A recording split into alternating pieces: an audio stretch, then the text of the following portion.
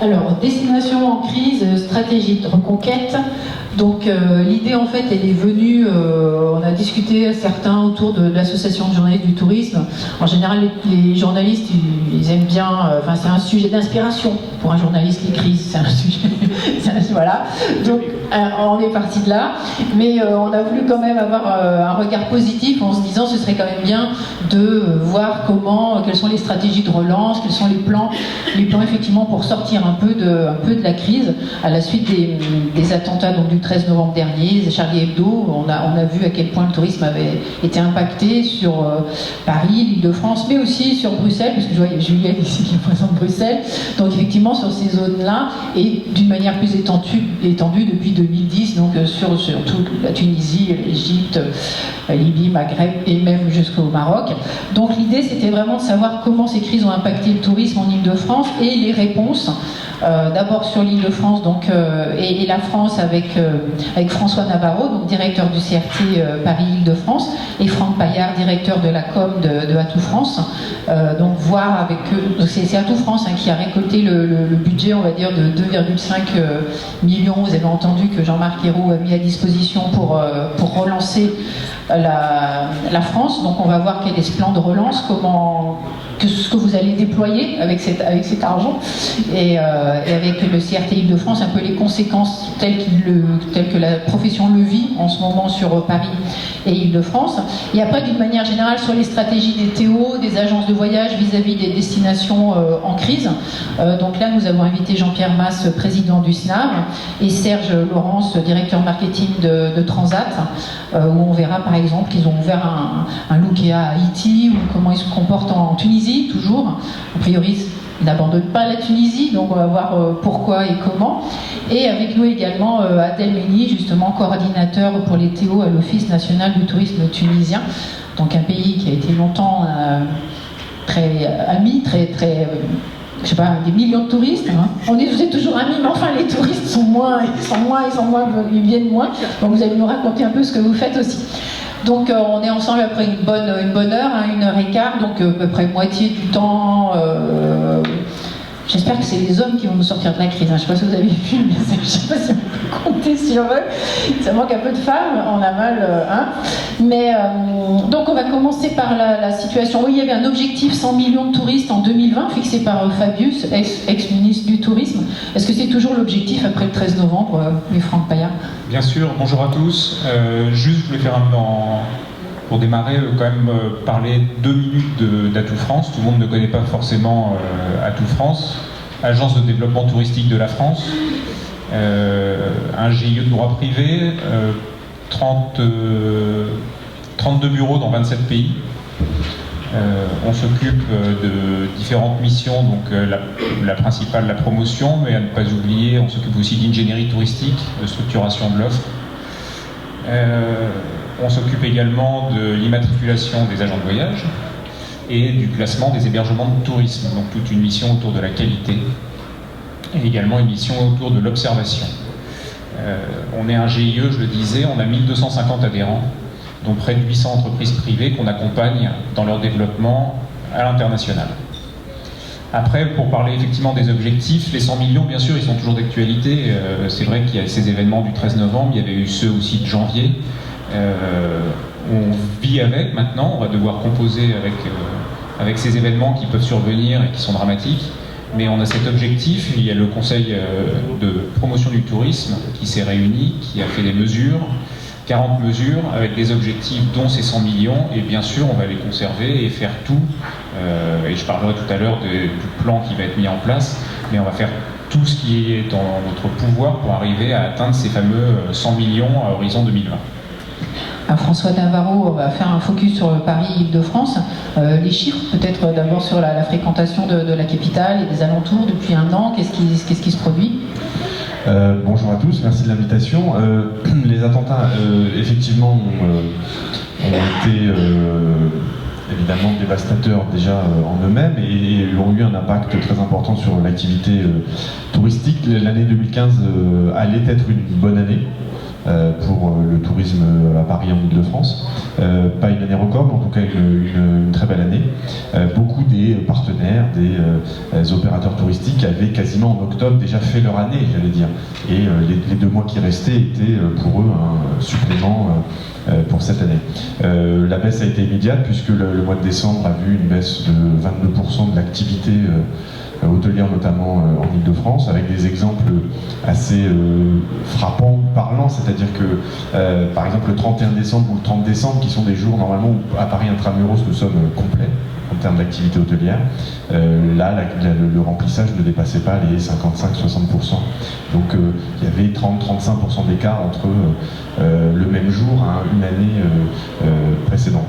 Les mois de janvier et février sont des mois où la reprise est en train petit à petit de se faire. Alors, on n'a pas recouvré l'ensemble de l'activité, mais en tout cas on a une baisse aux alentours de mais il y a des questions diplomatiques qui se posent. Mais est-ce qu'on est considéré comme un pays dangereux, comme un pays en guerre? Non, à ce stade, non. Même si la question, on évoquera sans doute la question de l'état de siège, c'est-à-dire ce mot qui... L'état d'urgence. État d'urgence, oui. État d'urgence. Oui, comment ça résonne? Comment ça résonne, c'est l'état d'urgence? L'état d'urgence, c'est vécu... Nous sommes parisiens et franciliens, donc nous marchons tous les jours, nous allons au travail. Pour nous, l'état d'urgence est une donnée, j'allais dire... qu'on a intégré, mais effectivement, les gens qui à l'étranger n'ont pas forcément envie spontanément d'aller dans un pays en état d'urgence. Donc le fait qu'il s'achève normalement le 26 mai prochain participera en tout cas sans doute, la levée de l'état d'urgence participera sans doute de la reprise, même si c'est des raisons sécuritaires et qu'on comprend évidemment. Oui, Franck Paya. Juste pour rajouter, c'est vrai que juste après les attentats, dans le traitement médiatique qu'il y a pu avoir à l'étranger, mais ça se comprend, comme nous, quand on traite un événement grave qui se passe à l'étranger, on a tendance un peu à globaliser les choses. Et c'est vrai que ce mot d'état d'urgence, quand il est sorti et quand il a été traité médiatiquement, les gens ont tout de suite imaginé effectivement des frontières fermées et un pays où on ne pouvait plus aller. Et il y a eu un travail derrière à faire et qu'on fait régulièrement, justement, juste après, de réassurance, de porter un message sur la sécurité. Mais c'est vrai que ce mot d'état d'urgence, quand il est sorti, nous a fait du mal. Jean-Pierre Mas. Je pense que quand on regarde la France de l'extérieur, et plus on est loin, plus on voit la France au milieu dans un puzzle de destinations touristiques, on a une image de la France qui est quand même très dure. Y a-t-il une autre destination touristique au monde dans laquelle il y a eu autant de victimes d'attentats en 2015? La réponse est non. Et malheureusement, non. Donc plus on est éloigné, plus on perçoit la France comme une destination qui peut présenter un risque potentiel en raison de la potentialité d'attentats. Il faut être très lucide là-dessus.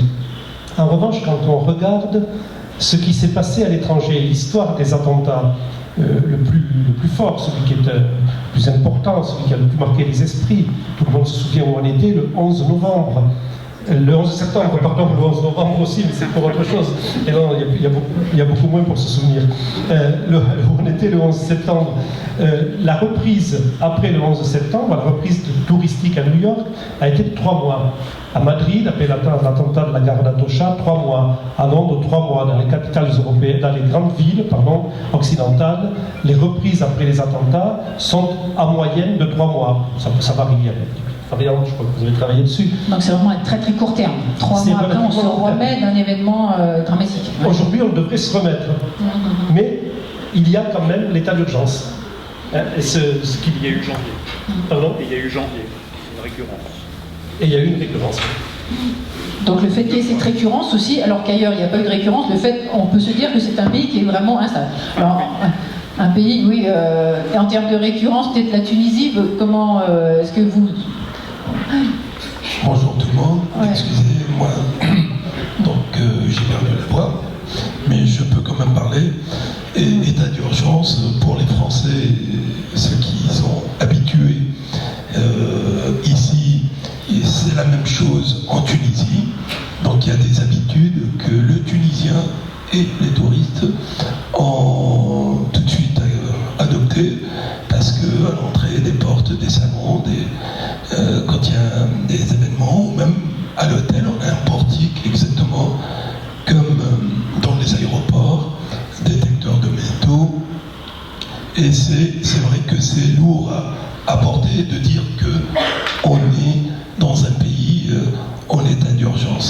On a vu les chiffres. Bon, les chiffres, vous les avez sur tous les médias. Mais on travaille déjà. L'État travaille pour contrer Daesh sur la frontière libyenne. Le moral des Tunisiens, il est bon, s'ils ne travaillent pas dans le tourisme.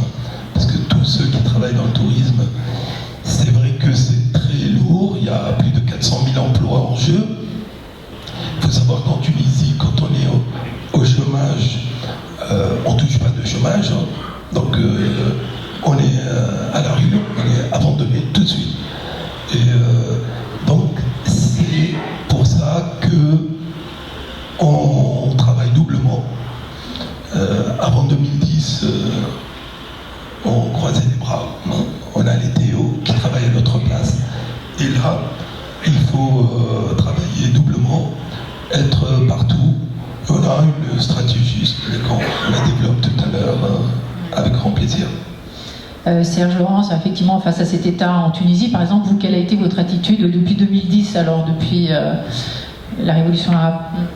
Une attitude en responsabilité. Je crois que tous les voyagistes sont convaincus de l'apport qu'a amené la destination Tunisie à l'outgoing sur le marché français. Donc ça, c'est le premier élément.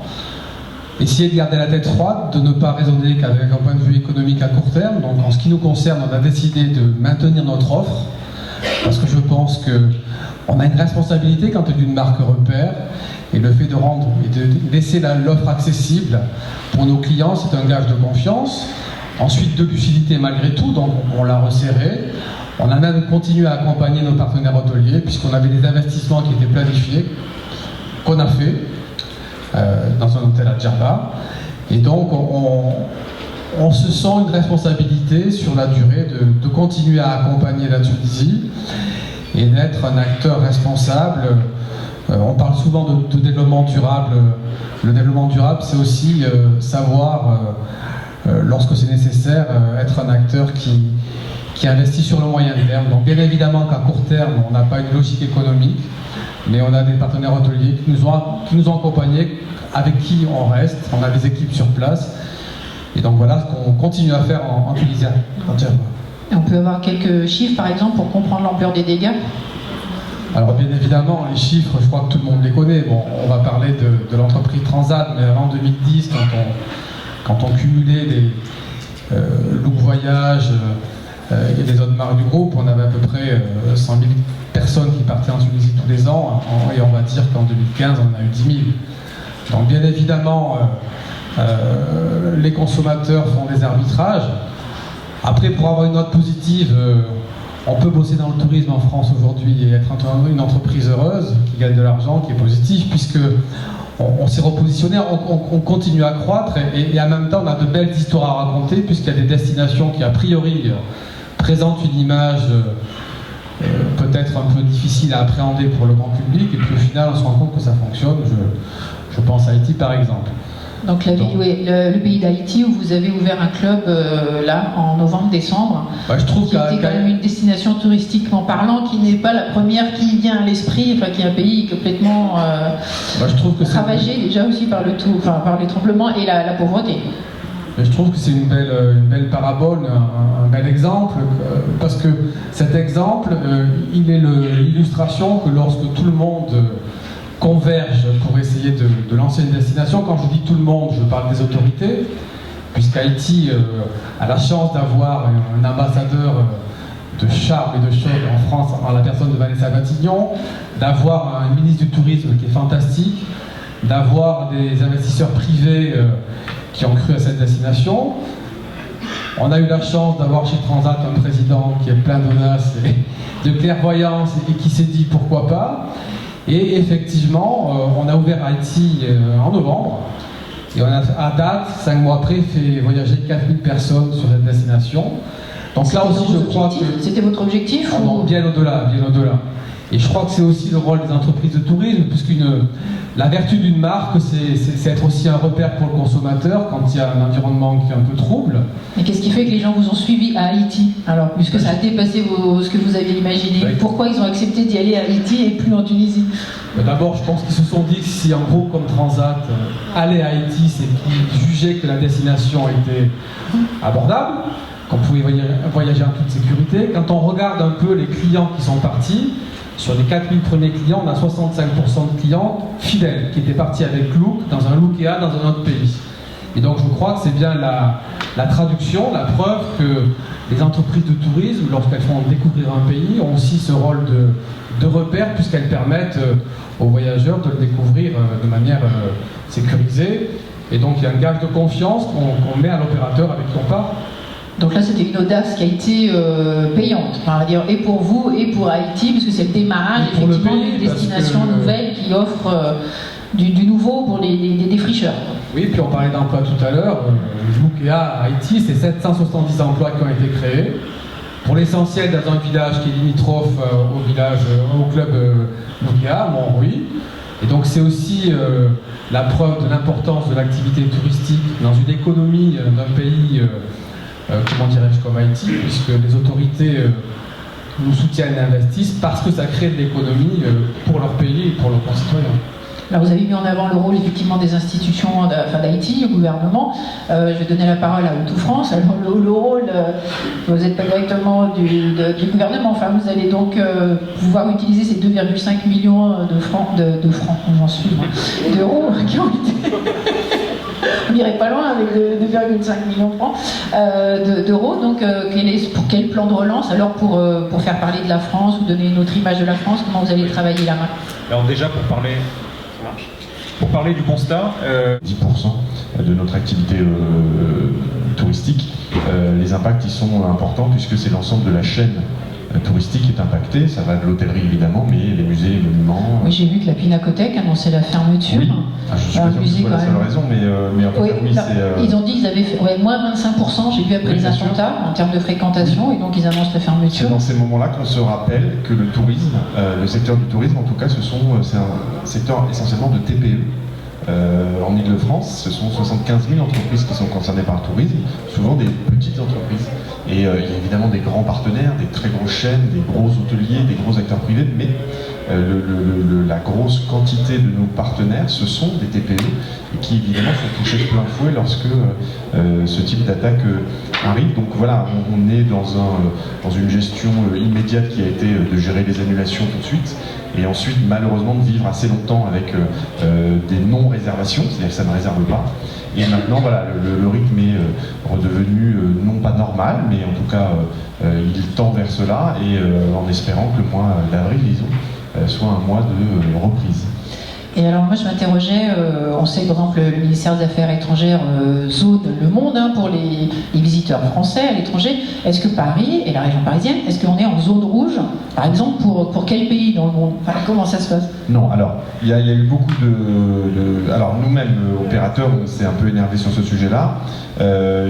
Officiellement, non, le Paris n'est pas en zone rouge, sauf que dans certains pays, je pense notamment aux pays asiatiques, la Corée, le Japon, qui sont extrêmement sensibles à la question administrative ou gouvernementale, etc.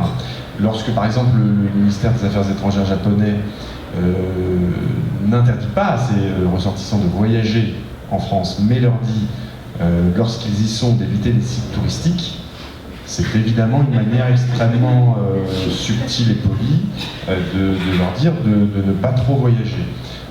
La Corée, il en a été de même, mais je trouve, sur ce sujet-là, le ministère des Affaires étrangères fait un travail important qu'on ne voit pas forcément, mais de lobbying, en tout cas de discussion avec les ministères étrangers.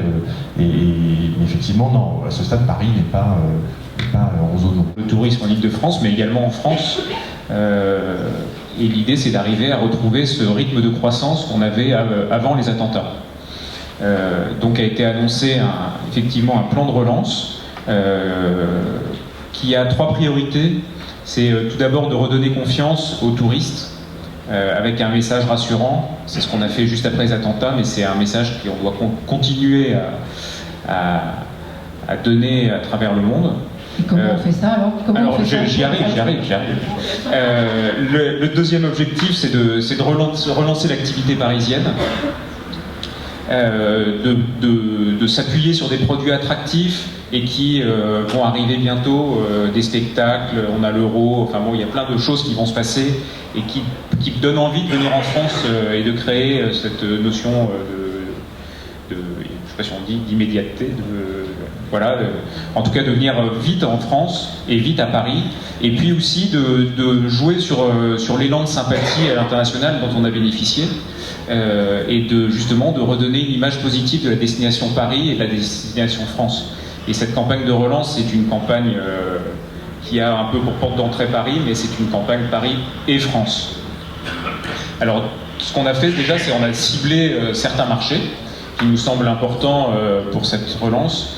Il y a tout d'abord les marchés de proximité, les marchés européens, principalement les marchés limitrophes de la France, mais également les Pays-Bas et dans une deuxième partie aussi la Suisse. De cibler... Je pense à quelque chose, vous parlez des marchés européens. Est-ce que les provinciaux, par exemple, ils sont moins venus aussi, ils ont peur aussi de venir à Paris? Bien sûr, c'est aussi c'est un enjeu. Alors nous, à Tout France, on n'intervient pas sur le marché français, mais effectivement, ça a été une des plus grosses baisses. On parle beaucoup des Japonais qui viennent plus. Il y a eu aussi... Les Toulousains aussi. Les Toulousains aussi. Mais les Toulousains aussi. Je ne sais pas si vous voulez dire juste un mot là-dessus. Sur les Toulousains, je dirais. Non, mais sur la partie, en tout cas, effectivement. Sur les Toulousains, Serge et moi, on peut en parler. On est la preuve qu'on peut revenir à Paris. On est la preuve vivante qu'on peut revenir à Paris. N'est-ce pas? Mais il est certain qu'en agence de voyage, où dans la vente de la France, Paris est la première destination vendue en France aux Français, Paris et Disney, le Grand Paris. Et actuellement, la vente de la France en agence de voyage est en forte baisse, alors que la vente de destinations étrangères est en hausse. Donc il y a une réticence pour les Français de se rendre à Paris. Et l'image et la perception qu'il y a à l'étranger, et c'est une bonne chose d'une certaine façon, c'est une perception qui concerne Paris et non pas la France de façon générale. Le tourisme à Paris est plus impacté par les attentats que ne l'est le tourisme Côte d'Azur ou ailleurs. J'ai toujours. Donc je vous disais les 16 marchés, donc les marchés limitrophes, les marchés européens, les marchés matures lointains, où là il y en a 4 qui ont été ciblés, États-Unis, Canada, la Corée, parce que on est dans l'année France-Corée, et le Japon. Et puis les marchés émergents, donc Russie, Brésil, Chine, Inde et Mexique. Voilà. Ensuite, on a eu un travail sur l'identification des actions, c'est-à-dire que Tout France mène à peu près de 2800 actions de promotion toute l'année. C'était sur ces 16 marchés d'identifier des actions qui existent déjà, mais sur lesquelles on pouvait renforcer ce volet Paris et attractivité Paris. Et également de mettre en place de nouvelles actions et notamment des campagnes de communication. Alors ça doit s'étendre entre le printemps, donc là, et jusqu'à la fin de l'année, avec des messages qui diffèrent aussi bien dans la période, parce qu'il y a des pics de réservation qui n'interviennent pas forcément sur les marchés au même moment, ça ne vaut pas forcément le coup de les communiquer au printemps sur un marché X, ça vaut plus le coup au moment où il y a les pics de réservation qui vont se faire juste avant l'été, au mois de juin ou à l'automne. Donc il y a ce travail qui a été mené d'identification, ces nouvelles actions qu'on va proposer. On a travaillé, le slogan n'est pas encore finalisé, donc je ne pourrais pas... mais non, malheureusement, j'aurais bien aimé. Et donc on a travaillé avec une agence pour avoir un slogan, une identité, qui se retrouvera forcément dans toutes ces actions renforcées que l'on mène déjà, et sur ces campagnes. Alors les campagnes, c'est des campagnes de communication classiques de destination, qu'on mène soit seul, soit avec des TO sur les marchés. C'est des campagnes d'e-réputation et des campagnes d'influence. Voilà. Et après, on va s'appuyer également sur des relais médias, notamment, pour ne pas citer, puisqu'elle s'est positionnée, la directrice générale, avec France Média Monde, Mais on travaille également avec d'autres médias pour essayer de nouer des partenariats pour, au-delà des achats médias qu'on va pouvoir faire, avoir d'autres relais, mais également tous les partenaires qui seront présents dans ces campagnes, qui deviennent également eux aussi des relais. Et puis le réseau des ambassades, puisque maintenant qu'on est rattaché au ministère des Affaires étrangères et du Développement international, on a la force de frappe des ambassades. Aujourd'hui, je vous disais qu'on était présent dans 27 pays. Grâce aux ambassades, aujourd'hui, on intervient sur plus de 70 marchés. Donc là aussi, c'est des relais. Et puis, il y a tous les opérateurs qui sont présents à l'international, Business France, Campus France, enfin bon, il y en a beaucoup. Voilà. Donc tous ces relais. Et puis, on va avoir tout un volet aussi autour de la distribution, sur beaucoup d'actions et de salons, notamment où on est présent, où il va y avoir un fort relais auprès des professionnels du tourisme à l'international. Et puis tout un volet autour des relations publiques et relations avec la presse pour relayer aussi ces messages. Avec François Navarro, on va voir sur Paris effectivement ce que vous avez déjà commencé à mettre en place depuis le début de l'hiver, justement notamment avec la presse par exemple à l'étranger. Qu'est-ce que vous avez... Alors nous on a fait le choix de montrer aujourd'hui ce qu'est la destination, c'est-à-dire qu'on s'est dit que la meilleure preuve pour les opérateurs étrangers notamment, que ce soit la presse, les blogueurs ou les tour opérateurs, les hommes de voyage, c'était de venir et de voir en fait ce qui se passait chez nous, parce qu'il y a une espèce quand même de fantasme qui pouvait planer. La meilleure manière de ne pas rester cantonné là-dedans, c'était de voir la réalité, notamment en partenariat avec Atout France, puisque nous avons mené par exemple il y a une quinzaine de jours l'accueil de 50 tour opérateurs et agents de voyage chinois en partenariat avec Air France, avec Atout France, avec Accor, à qui on a montré pendant 2 jours et demi la destination, c'est-à-dire à la fois la richesse de la destination et ce qu'elle a de plus beau, mais aussi, et je voulais les citer parce qu'on travaille beaucoup avec eux depuis novembre, c'est beaucoup avec la préfecture de police. Ça peut paraître étonnant pour un organisme. Visiter les locaux avec... Oui, exactement. Et ben, je peux vous assurer que 1h30 dans le centre de vidéosurveillance de la préfecture de police de Paris vaut mieux que tous les discours. Et moi-même qui n'avais jamais fait ça, jamais eu l'occasion de le faire, je l'ai désormais fait. Ben, je peux vous assurer que quand vous avez 50 tour opérateurs chinois qui sont dans la salle de vidéosurveillance de la préfecture de police, vous n'avez plus trop besoin ensuite de discourir sur la question de la sécurité. Ça les a rassurés? Ça les a énormément rassurés. C'est un système en plus extrêmement performant. Je ne vais pas rentrer, moi je suis spécialiste du tourisme, pas de la sécurité, mais en tout cas, on a fait la même chose un mois avant avec des opérateurs japonais. C'est extrêmement... il y a un rapport à la sécurité qui est sans doute différent pour nous que pour les clientèles asiatiques, mais les Japonais notamment, qui sont hyper sensibles sur la question de la sécurité, ont été très sensibles à cette question-là. Et donc désormais, je ne dis pas que ça va durer, mais désormais c'est un passage important, et on travaille main dans la main avec la préfecture qui elle-même a appris à parler aux opérateurs touristiques, et désormais ça fait partie du passage. Le deuxième élément de promotion, c'est sur la question de l'offre. Puisque ce qu'on a constaté depuis le 13 novembre tout de même, c'est que il y a désormais Paris, évidemment la question de sécurité, on l'a abordé tout à l'heure, mais les opérateurs nous demandent beaucoup du programme, de la programmation en dehors de Paris.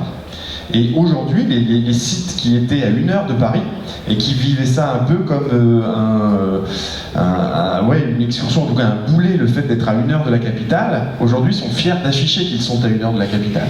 Je pense au château, au jardin, on est loin du danger, etc. Parce que tout simplement, on est vécu plus sûrement que l'intramuros. Et aujourd'hui, de nombreux opérateurs touristiques étrangers nous demandent de programmer, en tout cas de les aider à programmer des destinations qui sont en dehors. Et donc, par exemple, les visiteurs chinois ou les journalistes chinois qu'on a pu accueillir 15 jours avant les tours opérateurs, ils ont assisté à une chasse à courre à Fontainebleau, ils sont allés à Enghien, au Vers-sur-Oise, à Barbizon, à Volvicomte, et qui sont des destinations vécues vraiment comme à la fois des paysans nouvelles et aussi plus rassurantes aujourd'hui. Et en matière digitale, oui, Serge Laurence. Non, vas-y. Allez-y. Non, c'est simplement ce que je voulais m'inscrire dans ce qui avait été souligné avec l'anecdote de la préfecture de police, parce que c'est vrai que à chacun son rôle. Quand on est voyagiste, agent de voyage, on attend des autorités qui mettent en place des actions qui sont de leur ressort et de leur responsabilité, parce qu'on ne fait pas le même métier, si je puis dire. Donc je sais, j'ai eu un échange avec le secrétaire général du CETO tout à l'heure qui me parlait par exemple d'une réunion qui a eu lieu il n'y a pas très longtemps en Égypte, où en fait les autorités égyptiennes, sur des sujets très concrets, qui sont anxiogènes pour le consommateur, les aéroports, le transport aérien, la sécurisation des villes. Donc, essayer de partager de manière très tangible, très concrète, avec les opérateurs, avec les relais d'opinion, les actions qu'ils mettaient en place, avec des preuves d'action. Donc, je crois que c'est important. Nous, notre rôle, c'est de laisser les destinations accessibles, de maintenir l'offre, d'essayer de partager l'effort avec nos partenaires à destination qui ont pris aussi, comment dirais-je, qui soient facilitateurs de redécouverte de destination. Et on attend de manière concertée que les autorités des pays dans lesquels, et là en l'occurrence c'est la France qui fait ça, sur ces domaines de compétences régaliens, puissent nous rassurer nos clients avec des mesures très concrètes et tangibles pour sécuriser cette appréhension d'une destination. Je crois que c'est important de le souligner. Il faut qu'on soit ensemble en fait. Jean-Pierre, oui. Je trouve que c'est une démarche intelligente que d'amener les Coréens et les Japonais à la préfecture de police. Ils voient ce que l'on fait en matière de sécurité. Je pense qu'il y a eu un Coréen à l'esprit assez vif pour vous demander, et avant le 13 novembre, comment ça se passait. Et vous avez dû répondre, pareil. Donc, ce que demande le touriste, c'est pas des intentions de sécurité. Je vais reprendre un exemple que j'ai vécu et que j'ai partagé avec mon ami Richard Soubiel en Tunisie. On est allé en Tunisie quelques semaines après l'attentat du Bardo, avec l'intention de contribuer à la relance de la destination. La ministre du Tourisme, qui est parfaite en matière de compétences, nous a assuré qu'on sécurisait les zones balnéaires touristiques. Et quelques semaines après, il y a eu souce.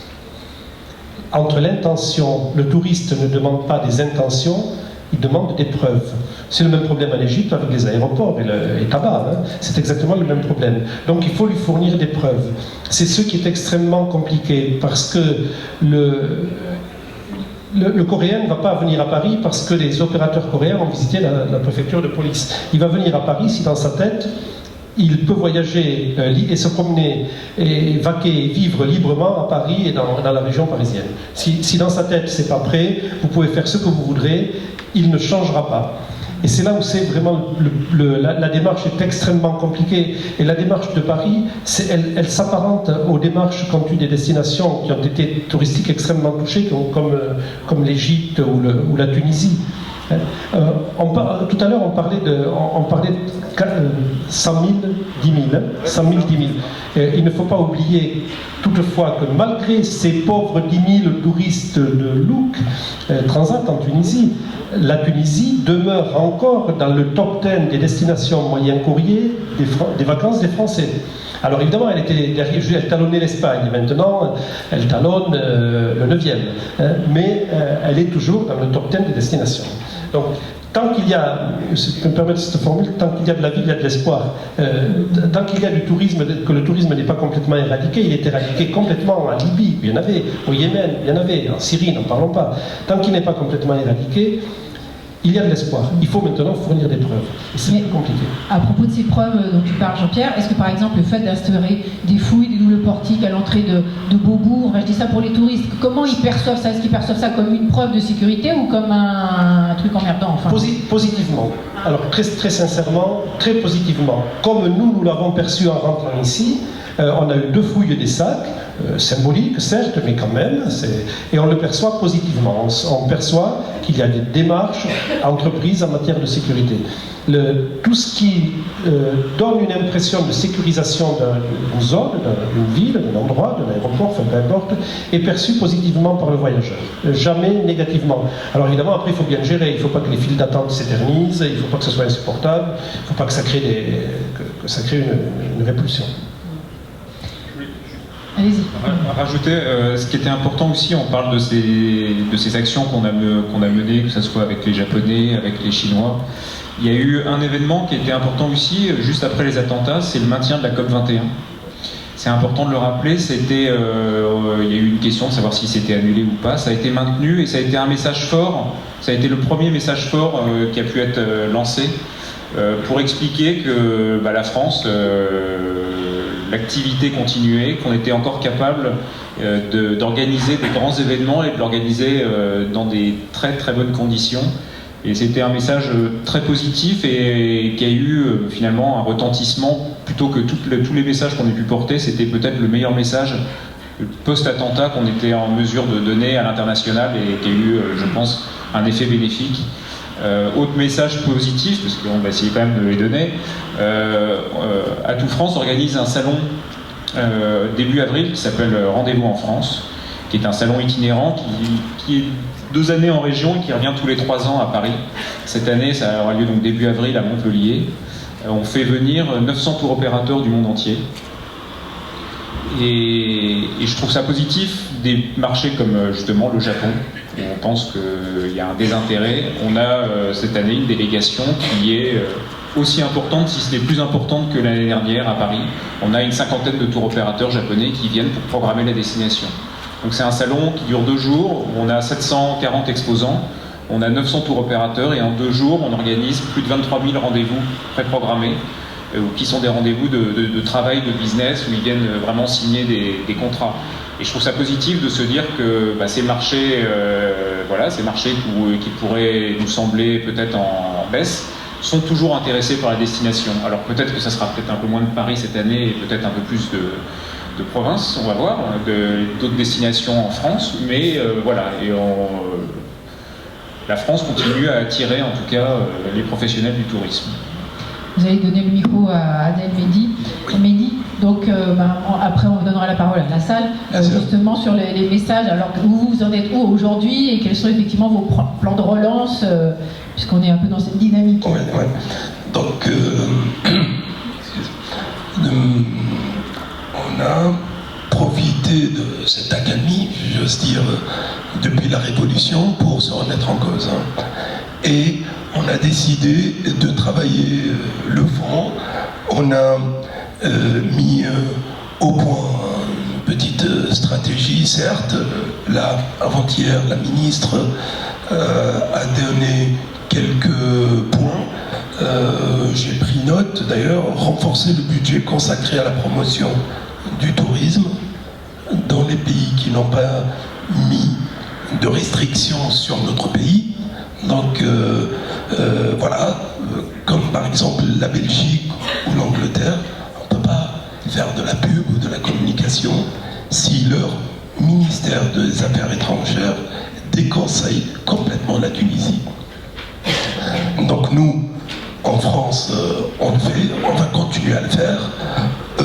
On renforce le côté digital, même si on était parmi les premiers en 2010-2011 à croire au côté digital, parce que moi-même j'ai commencé à amener des blogueurs et des influenceurs déjà en 2011, parce que tout simplement la révolution elle s'est faite aussi grâce à ces réseaux sociaux, se donner rendez-vous, etc. Et donc on a cru aux réseaux sociaux et on met tout en œuvre avec notre agence de communication, uniformiser un petit peu le message, amener des influenceurs, parce que là il ne s'agit plus de blogueurs, mais surtout des influenceurs, certes des Miss ou des ex ou des acteurs, les inviter en Tunisie, à Mamet, à Djerba, parce que si c'est une Miss qui se balade à la Médina de Tunis, sans risque, c'est que le reste, heureusement, dans la tête des gens, c'est qu'il y a un risque. C'est ce que nous, il faut qu'on le montre tous les jours, hein, en amenant du monde, en se baladant à Djerba, à Hammamet, et on a mis aussi, on a voulu diversifier le produit, parce que c'est balnéaire, est-ce qu'il y a d'autres choses à voir? Et donc là, on a essayer de développer un petit peu tout ce qui est autour. Hein. La Thalasso, on est numéro 2 après la France. Mais bon, là, il y a une chute aussi. Avant, on était jusqu'à 400 000 curistes. Là, on peine à avoir 50 000. Et le golf, là, on est présent. Il faut être présent partout, même si les Français ne viennent pas. Nous, en France, on a décidé d'être partout. J'ai fait tous les salons du tourisme à Toulouse, à Lille, à Nantes, à Strasbourg. Et justement, certains Français ont peur d'aller à Paris. Donc moi, j'aurais plus de difficultés à les convaincre, à aller en Tunisie. Donc être présent partout, même s'ils ne viennent pas. On participe à plusieurs événements, même en France, avec la Fédération française de voile, avec la Fédération française de handball, on est présent. En logo, on sponsorise, on est là. On a des événements justement à Toulouse, la semaine prochaine, avec un brunch avec notre ministre du Tourisme, à la place du Capitole, à la mairie. On va être partout, présent dans la tête des gens. Pour pas qu'on vous oublie, pour pas qu'on vous oublie, que vous soyez toujours bien. En tout cas, vous parliez du capital sympathie que les étrangers avaient pour Paris. Il y a eu aussi beaucoup de capital sympathie pour les Tunisiens après la Révolution. Enfin, c'était vraiment, quand on est sorti de cette Révolution, il y avait un capital de sympathie très fort. Ça n'a pas emmené tous les touristes. Bon, on va donner, vas-y.